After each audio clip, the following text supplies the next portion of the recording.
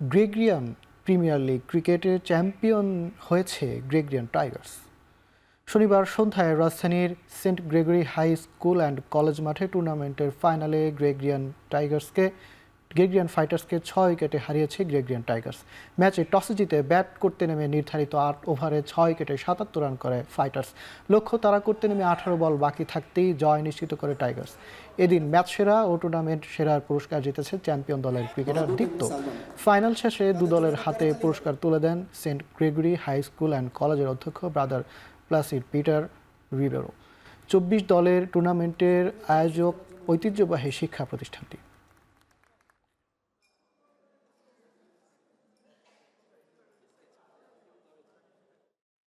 পরিবর্তন হলো বঙ্গবন্ধু স্টেডিয়ামের নাম, নতুন নাম জাতীয় স্টেডিয়াম ঢাকা।